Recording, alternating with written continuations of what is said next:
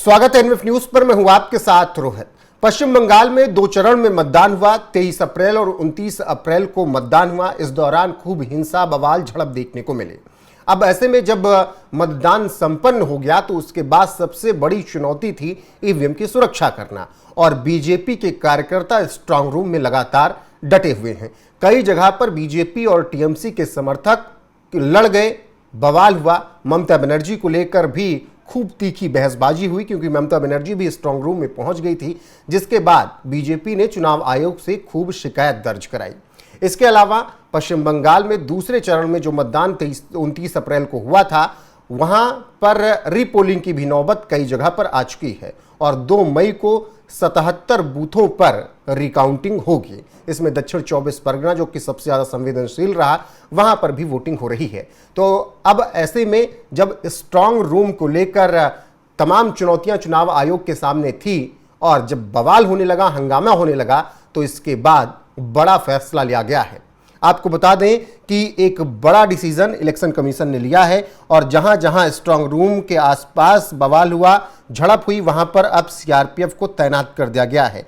सिर्फ यही नहीं, पूरे बंगाल में जहां भी स्ट्रांग रूम है वहां केंद्रीय बल ही नजर रखेंगे, क्योंकि ऐसा प्रतीत हो रहा है कि टीएमसी बवाल कर रही है और पश्चिम बंगाल की पुलिस पर भरोसा इसी को नहीं है। अब ऐसे में कोलकाता हाई कोर्ट ने टीएमसी की अवैध मांग को भी खारिज कर दिया था। जब स्ट्रांग रूम को लेकर और पुनर्मतदान को लेकर टीएमसी हाई कोर्ट पहुंची, तो ऐसे में वहां से भी उसे झटका लगा। तो कुल मिलाकर एक बड़ा डिसीजन इलेक्शन कमीशन की तरफ से लिया गया है, और पुनर्मतदान जहां होगा वहां पर ज्यादा सिक्योरिटी तैनात कर दी गई है। इसके अलावा स्ट्रांग रूम में भी सीआरपीएफ को तैनात कर दिया गया है। अब स्ट्रांग रूम की देखरेख केंद्रीय बल करेंगे, यानी जवान अब पूरी तरीके से उतर चुके हैं स्ट्रांग रूम के आसपास पे, क्योंकि लगातार बवाल किया जा रहा था। स्ट्रांग रूम में घुसने की कोशिश की जा रही थी, ईवीएम से छेड़छाड़ करके फिर से मतदान कराने की प्लानिंग की जा रही थी, और ये सब इलेक्शन कमीशन नहीं होने देना चाहता है। वहीं दूसरी तरफ बात करें कि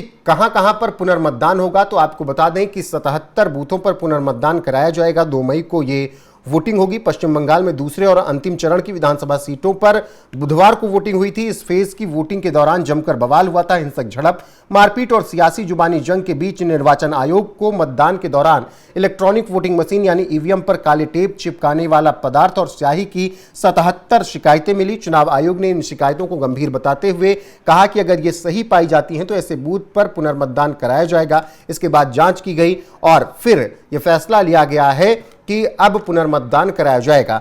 चुनाव आयोग के अनुसार फाल्टा में 32, मरगाहाट में 13, डायमंड हार्बर में 29 और बजबज में ऐसी 3 शिकायतें मिली, और अब इन शिकायतों की पुष्टि हो चुकी है। तो अब पुनर्मतदान कराए जाने की प्रक्रिया शुरू हो चुकी है, और 2 मई को पुनर्मतदान होगा। तो इससे आप समझ सकते हैं कि किस तरीके से इलेक्शन कमीशन ने पुनर्मतदान की भी तैयारी कर ली है, और स्ट्रांग रूम की भी सुरक्षा को लेकर किस तरीके से इलेक्शन कमीशन प्रतिबद्ध है। ऐसे में आपको बता दें कि जब खूब झड़प हुई, लड़ाई झगड़ा हुआ, तो इसके बाद इलेक्शन कमीशन ने यह फैसला लिया है। टीएमसी लीडर शशि पंजा और कुणाल घोष के धरने के बाद अब यह बड़ा फैसला लिया गया, और ऐसे में state chief electoral officer Manoj Kumar Agarwal ने इस पूरे मामले में बाकायदा बयान भी जारी किया है, और उन्होंने बताया कि किस तरीके से 2 मई को मतदान की प्रक्रिया संपन्न कराई जाएगी। उनके बयान के साथ आपको छोड़े जाते हैं। बाकी बने रहिए हमारे साथ, लगातार जो भी अपडेट आएगी आप तक पहुंचाते रहेंगे। अभी के लिए बस इतना है। नमस्कार। विजुअल जो सीसीटीवी में देखा गया है इतना ट्रांसपेरेंट था, तब तो विजुअल आया। कोई सीसीटीवी बंद तो नहीं कर दिया। जो जितने 8 जो स्ट्रांग रूम है वहां पे, 7 ईवीएम के और 1 पोस्टल बैलेट का, सबका सीसीटीवी फीड तो बाहर जा रहा है। बाहर क्या 3 लेयर है सिक्योरिटी का, उसके बाहर है सीसीटीवी जहां पॉलिटिकल पार्टी के लोग बैठ के देख सकते हैं। उन्होंने हलचल देखी कि 4 बजे आसपास हलचल हो रही है। हाँ, हलचल हुई 4 बजे के आसपास। हमारे स्टाफ गए, वो खोल लेते आपका कहते हैं पोस्टल बैलेट का रूम, क्योंकि पोस्टल बैलेट का रूम का नियम है कि 4 बजे खोलेंगे। सब पॉलिटिकल पार्टीज को as per rule election commission का इंटीमेशन दिया गया था। कैंडिडेट्स को आरओ नहीं दिया था।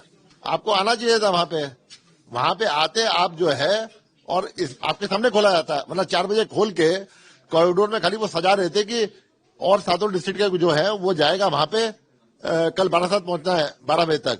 वहां एक्सचेंज होगा, उसके लिए तैयारी कर रहे थे वो आज।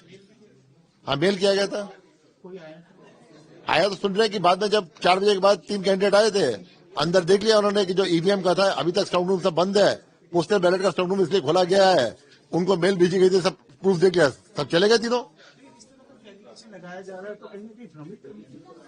देखिए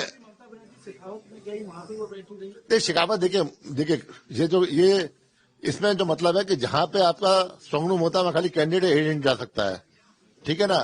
तो ऑनरेबल चीफ मिनिस्टर जो है कैंडिडेट या एजेंट नहीं है इन 7 सीटों की जो कलटा नॉर्थ में है। वो जो कैंडिडेट एजेंट यहाँ पे है वहां नहीं है, वो जहां जा सकती है वो। इस तरह का जो सिक्योरिटी लेयर, इतना बड़ा स्ट्रांग रूम यहाँ पे इतना जमावड़ा करना, सर भीड़ इकट्ठा करना, क्या लगता है कहीं ना कहीं एक बड़ा लॉ एंड ऑर्डर सिचुएशन को इंटरप्ट कर सकता है? नहीं, कोई लॉ एंड ऑर्डर सिचुएशन नहीं होगी, कोई ऐसा कुछ नहीं होगा जो है, ये सब चलता रहता है। लॉ एंड ऑर्डर सिचुएशन एकदम ठीक है, एकदम ठीक रहेगी। जैसे इलेक्शन एकदम नीट एंड क्लीन हुआ है, काउंटिंग में 100% नीट एंड क्लीन होगी, निश्चिंत रहिए एकदम। जिस तरह से आपने कहा हावड़ा में एक डेथ की बात की है, वीडियो भी जारी किया, अभिषेक बनर्जी ने ये एलिगेशन भी लगाया, क्या कहना है? देखिए जो डेथ हुई है 82 ईयर्स के आदमी थे, वो अपने बेटे के साथ गए थे वोटिंग देने। उनकी तबीयत ठीक नहीं, तब भी उन्होंने कहा मैं, ये पर्व है, वोट का पर्व है, देश का गर्व है, मैं जाके खुद ही दे के आऊंगा बूथ में। वो सब गए अंदर, बूथ के अंदर गए, ईवीएम मशीन तक गए, अपना बेटा भी उनको ले गया। ईवीएम मशीन में वोट डालने के बाद जब बाहर निकले, थोड़ा चले, वहीं वो कोलैप्स कर गए। अंदर जो है बूथ के अंदर पैरामिलिट्री फोर्स तो होता ही नहीं है। पैरामिलिट्री फोर्स जो मैक्सिमम रहता है या तो एकदम प्रेमिस के बाहर रहता है, और एक पैरामिलिट्री फोर्स रहता है आपके बूथ के गेट के बाहर, जैसे घुसते हैं आप जहां से। तो अंदर तो कोई पैरामिलिट्री फोर्स था ही नहीं। अंदर सीसीटीवी फुटेज है, प्रिसाइडिंग ऑफिसर का स्टेटमेंट है, सबका स्टेटमेंट है। अगर कोई ऐसा एलिगेशन आता है, कोई ऐसा कंप्लेंट होता है, पुलिस इन्वेस्टिगेशन को हम लोग मतलब वेलकम करते हैं। अब पूरा कोऑपरेट करेंगे। प्रिसाइडिंग ऑफिसर स्टेटमेंट लेना है, जिसका लेना है लीजिए, जो सीसीटीवी फुटेज चाहिए वो लीजिए, जो आपको देखना है देखिए।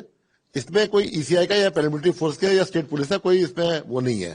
टीएमसी की ओर से कोलकाता हाईकोर्ट में याचिका दायर किया गया था, सेंट्रल जो गिनती के लिए सुपरवाइजर के तौर पे केंद्र सरकार की कर्मचारियों को तैनात के लिए, जिसको ऑर्डर को रिजर्व कर दिया कलकत्ता हाईकोर्ट ने। नहीं, वो ऑर्डर डिसमिस कर दिया है, रिपिटिशन वो डिसमिस हो चुकी है, हमारे पास कॉपी आ चुकी है। एंड कोई पॉलिटिकल पार्टी डिसाइड नहीं कर सकती किसको लेना है नहीं लेना है। ये आरओ का डिस्कशन है as per section 159 of the RP act 1951।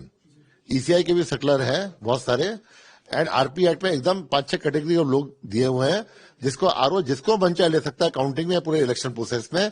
ये आरओ का सोल डिस्कशन है, ये एक्ट ऑफ पार्लियामेंट है, ये सुप्रीम है, एंड कोर्ट ने ये पिटीशन डिसमिस कर दी है।